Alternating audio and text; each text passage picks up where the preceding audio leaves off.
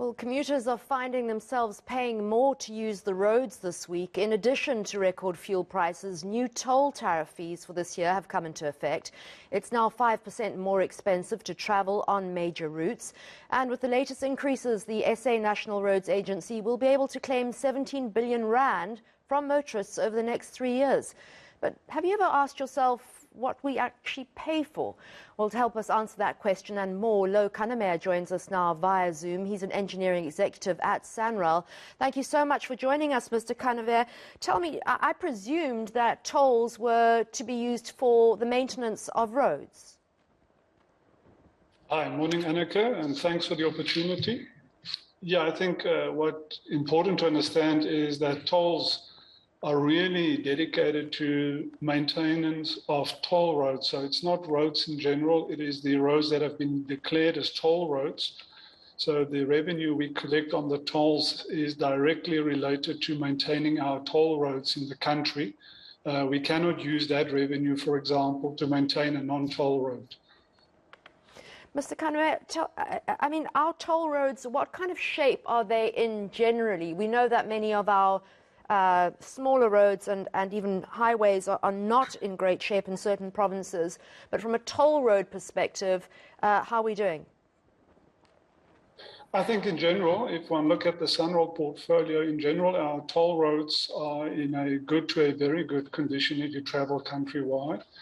We do have one or challenges here and there where major projects have been delayed because of the impasse with regard to the cabinet resolution on the GFIP e-toll matter. That is then preventing us from implementing those major capex projects on certain of our corridors. So the projects are designed, we've got the environmental approvals.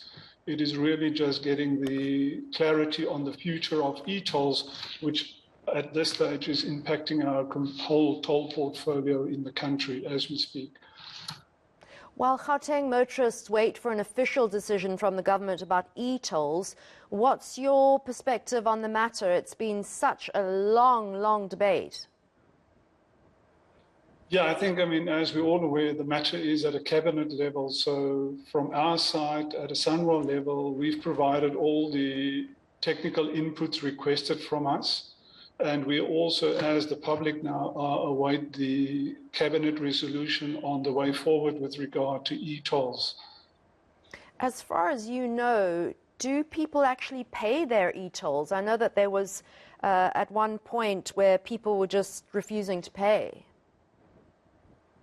Yeah, I think, as been reported, we just under 20% of people at the moment are paying e-tolls. So we have nearly 80% of people currently not paying e-tolls while the uncertainty exists with regard to the future of the e-tolls in Gauteng.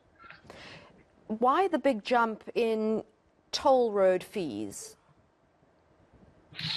Yeah, I think important to understand, if you look at it, it's the actual increase is only 4.12%. So we annually have to increase the toll tariffs with inflation, the consumer price index for the prior 12-month period. So you will see that the increase is 4.12%. So it's not such a big jump if one consider the cost increases. I think it's important to understand that for us at Sanral, to operate these toll plazas, these toll roads, we experience these same cost increases that viewers are confronted with from the electricity prices, wages, fuel. Remember, all our vehicles, construction vehicles, we make use of diesel. That's gone up nearly by 45%.